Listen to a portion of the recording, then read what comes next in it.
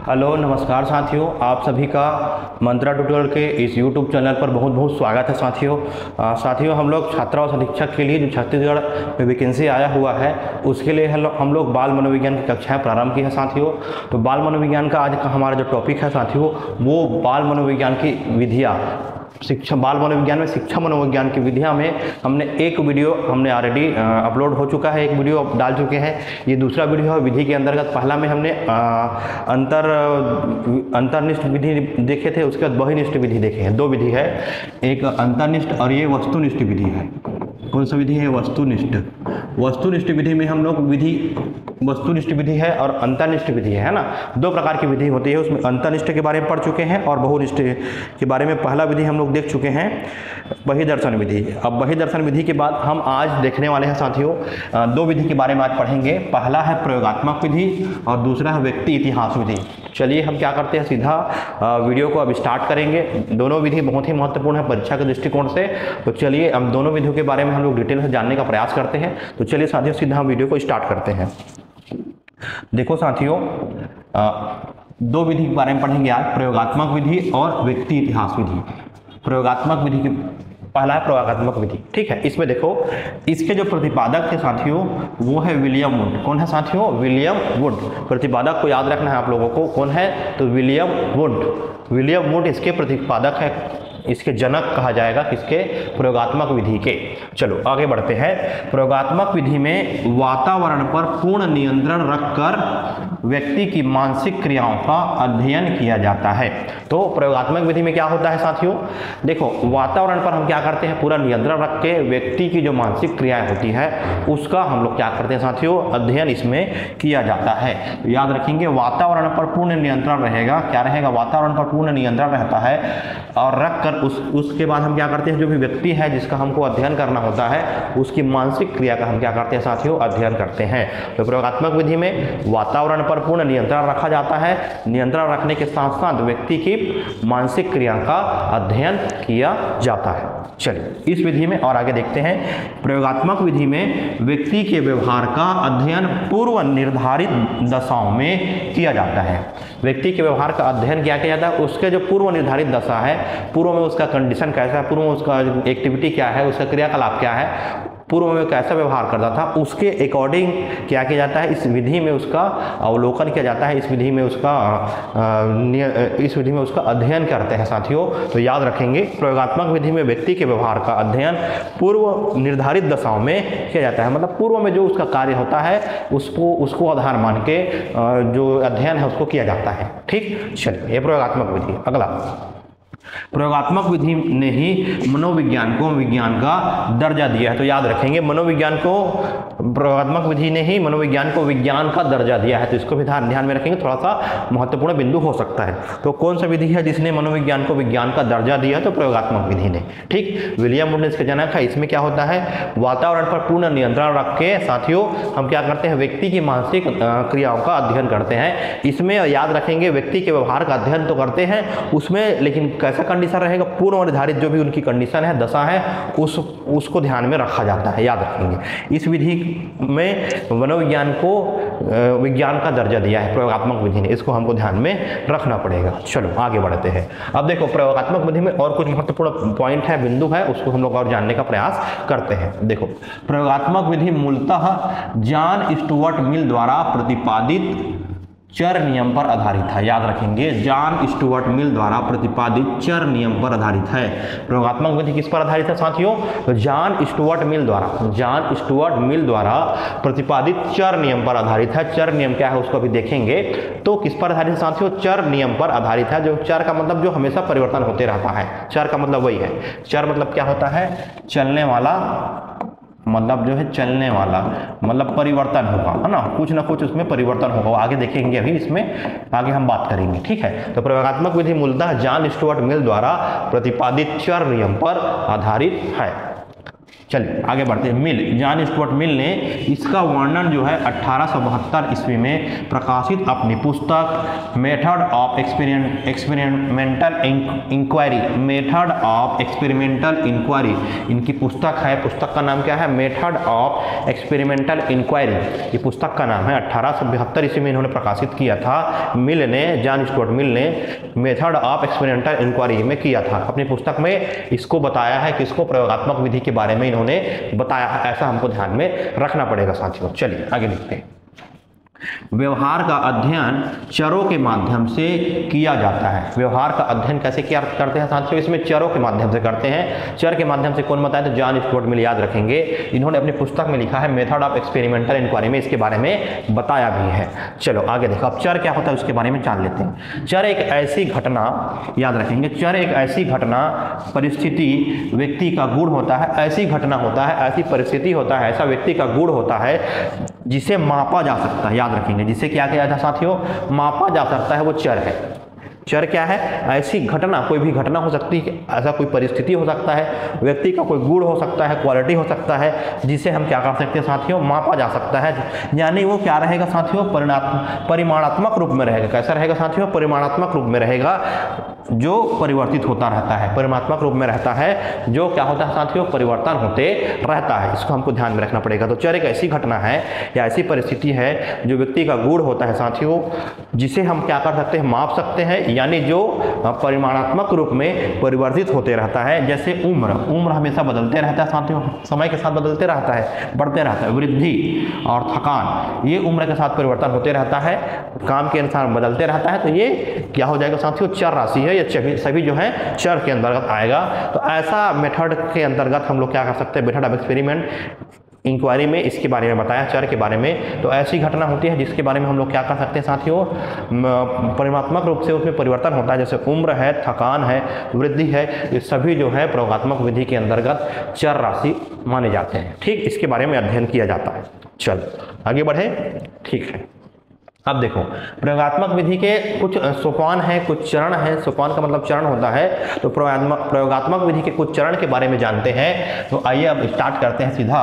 प्रयोगात्मक विधि के सोपान या चरण मतलब क्या क्या प्रक्रिया से होकर गुजरना पड़ता है प्रयोगात्मक विधि में, क्या क्या बातों को ध्यान में रखना पड़ता है साथियों, उसके बारे में यहाँ पर हम चर्चा करेंगे। देखिए, इसमें क्या होता है? समस्या से संबंधित पूर्व साहित्य की समीक्षा।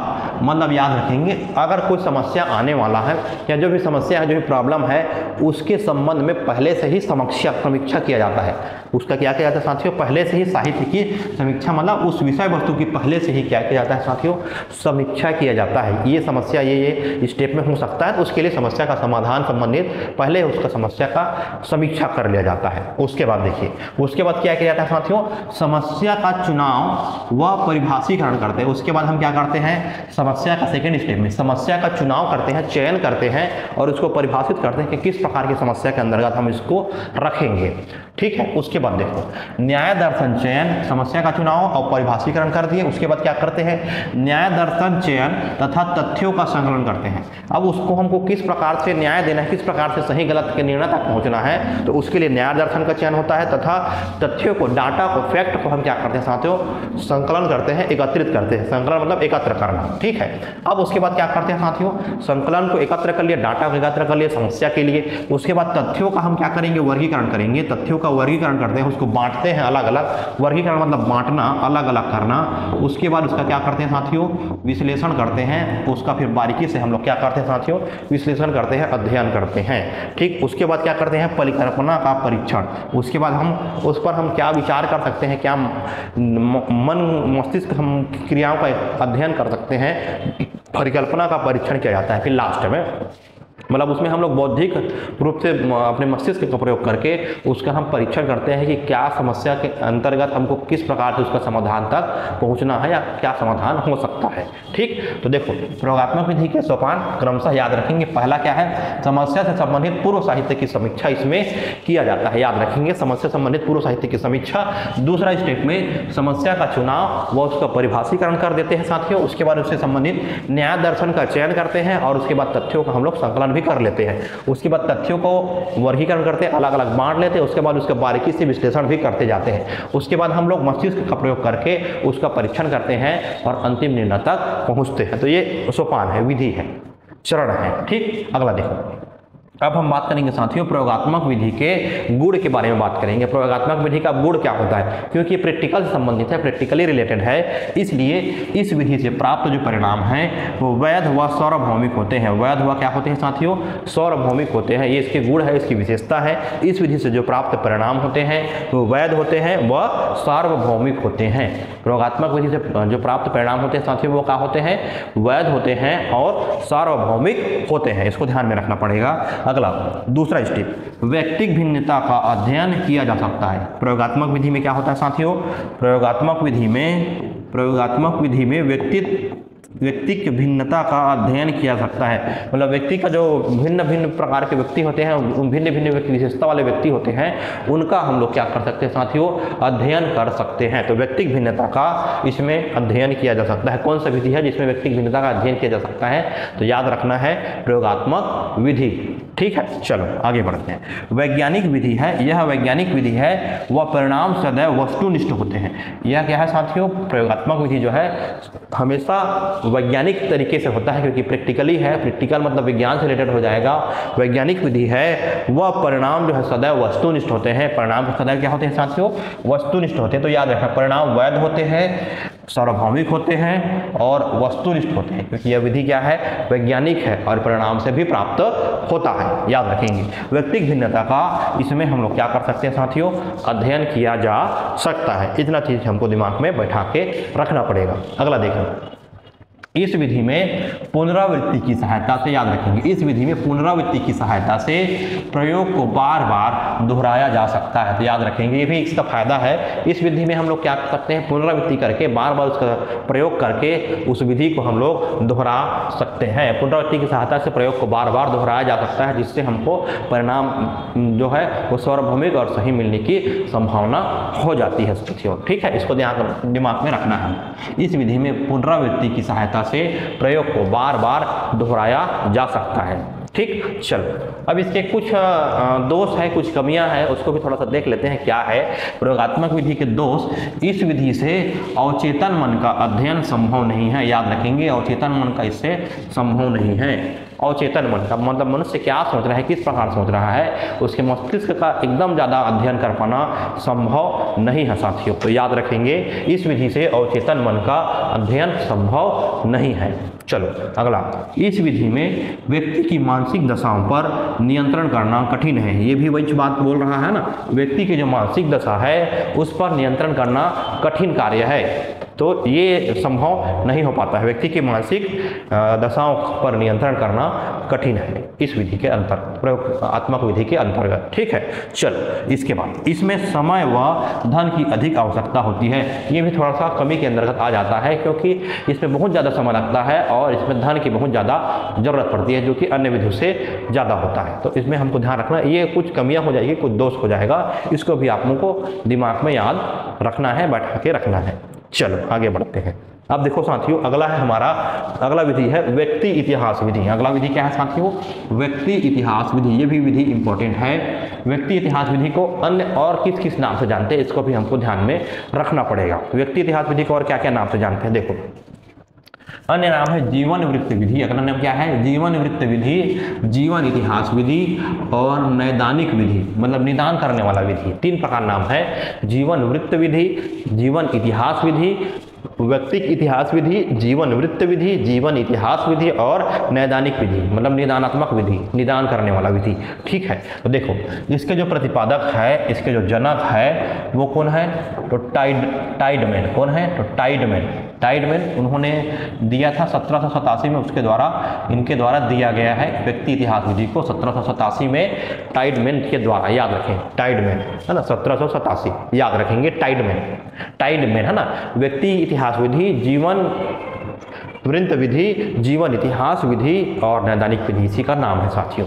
ठीक, चलिए अब इस विधि का हम कुछ महत्वपूर्ण बिंदु को देखते हैं। देखिए, इस विधि का प्रयोग मनोविज्ञान में बालक व्यक्ति से संबंधित तथ्य एकत्रित करने के लिए किया जाता है, याद रखेंगे। इसमें इसका प्रयोग हम क्यों करते हैं? मनोविज्ञान में बालक या कोई भी व्यक्ति से संबंधित हम लोग तथ्य या डाटा को एकत्रित करने के लिए करते हैं साथियों, है ना।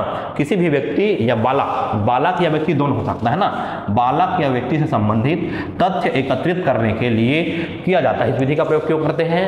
किसी भी व्यक्ति या किसी भी बालक का तथ्य एकत्रित करने के लिए इसका प्रयोग किया जाता है। ठीक, चलिए आगे देखो। इसमें विशिष्ट या समस्याग्रस्त बालकों का अध्ययन किया जाता है। ये इंपॉर्टेंट पॉइंट हो जाएगा साथियों, इसको याद रखेंगे। इसमें विशिष्ट या समस्याग्रस्त बालकों का अध्ययन किया जाता है। व्यक्ति इतिहास विधि में याद रखना है, इंपॉर्टेंट हो जाएगा ये चीज़ें, है ना। व्यक्ति इतिहास विधि में जो समस्याग्रस्त है या विशिष्ट बालक है, विशिष्ट बालक मतलब जो सामान्य बालकों से अलग होते हैं उनको विशिष्ट बालक कहा जाता है, या समस्याग्रस्त बालकों का अध्ययन किया जाता है। किसमें? तो व्यक्ति इतिहास विधि, याद भी रखना विधि का नाम ना। चलो, इस विधि का उपयोग याद रखेंगे, इस विधि का उपयोग मनोवैज्ञानिकों द्वारा व्यक्तियों के, याद रखेंगे, इस विधि का उपयोग कहाँ करते हैं? तो मनोवैज्ञानिकों द्वारा व्यक्ति के रोगात्मक लक्षणों की पहचान करके उसके कारणों का पता लगाने में किया जाता है। ये महत्वपूर्ण पॉइंट हो जाएगा साथियों आप लोगों के लिए, ये महत्वपूर्ण पॉइंट है। इसमें क्या होता है? मनोवैज्ञानिक के द्वारा जो भी व्यक्ति है उसका जो रोग है, उसमें जो बीमारी है, उसके लक्षणों का पता लगा करके उसके कारणों का पता लगाया जाता है। रोग का क्या पहचान है ना, रोग के लक्षणों की पहचान करके उसके कारणों का पता लगाया जाता है। इस विधि तो बहुत महत्वपूर्ण विधि है, याद रखेंगे।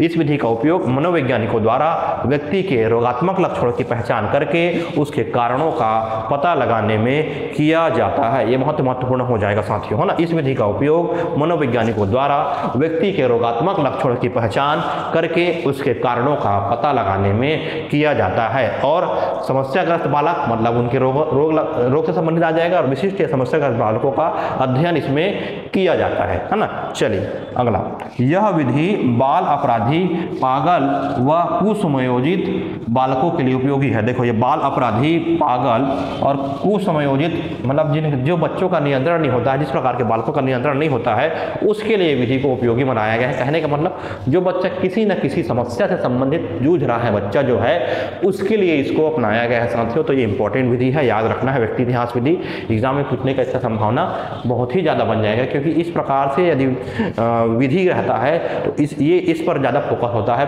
PSC व्यापम के द्वारा। तो याद रखेंगे, इसमें विशिष्ट या समस्याग्रस्त बालकों का अध्ययन होता है। इस विधि का उपयोग मनोवैज्ञानिकों द्वारा रोगात्मक लक्षणों की पहचान करके उसके कारणों का पता लगाने में करते हैं। तो यह विधि महत्वपूर्ण हो जाता है, क्योंकि इस विधि में बाल अपराधी, पागल और कुसमयोजित बालकों के लिए इसका अध्ययन किया जाता है साथियों। अब इस विधि में मनोवैज्ञानिक, याद रखेंगे, इस विधि में मनोवैज्ञानिक किसी व्यक्ति के व्यवहार को समझने के लिए सभी तरह के घटनाओं जो उनके साथ घटित हुई है का खाका तैयार किया जा सकता है। याद रखना है, खाका मतलब लिस्ट तैयार करते हैं, लिस्ट, ठीक है। खाका मतलब लिस्ट तैयार करना होता है। देखो, एक बार और पढ़ने का प्रयास करते हैं, समझने का प्रयास करते हैं। इस विधि में मनोवैज्ञानिक किसी व्यक्ति के व्यवहार को समझने के लिए सभी तरह की घटनाओं जो उनके साथ घटित हुई है का खाका या लिस्ट तैयार किया जाता है। कहने का मतलब यह है साथियों कि इस विधि में, मनोवैज्ञानिक विधि में, व्यक्ति के जो व्यवहार है उसको समझने के लिए, याद रखना है, व्यक्ति का जो व्यवहार है उसको समझने के लिए जितने भी तरह के, सभी तरह के घटनाओं जो उनके साथ घटित हुई है साथियों, उसका एक लिस्ट तैयार किया जाता है, ताकि उसके जो भी समस्या है, जो भी इसका कारण है, उसका पता लगाया जा सके। तो यह विधि जो है बहुत ही महत्वपूर्ण है, बहुत ही अच्छी विधि है, जिसमें बच्चों की विशेष रूप से जो कमजोर बच्चे हैं, या जो पिछड़े बच्चे हैं, या समस्याग्रस्त बच्चे हैं, या विशिष्ट बालक है, उनकी कमी का पता लगा के उनका निदान इसमें किया जाता है साथियों। तो यह महत्वपूर्ण विधि है, याद रखेंगे। किसी व्यक्ति के व्यवहार को समझने के लिए सभी तरह के घटनाओं जो घटित हुए हैं उनका लिस्ट तैयार इसमें करते हैं साथियों। तो ये महत्वपूर्ण हो जाएगा। तो ये हमारा जो टॉपिक है साथियों वो पूरा कंप्लीट होता है साथियों, ठीक है। तो क्या करेंगे आप लोग, अब वीडियो को सब ज़्यादा से ज़्यादा शेयर करना है और चैनल को सब्सक्राइब करना है, चैनल के साथ जुड़िए, अंदर के साथ जुड़िए, और मिलते हैं साथियों नेक्स्ट वीडियो में नए बातों को लेकर हम हाजिर होंगे। धन्यवाद साथियों, थैंक यू सो मच।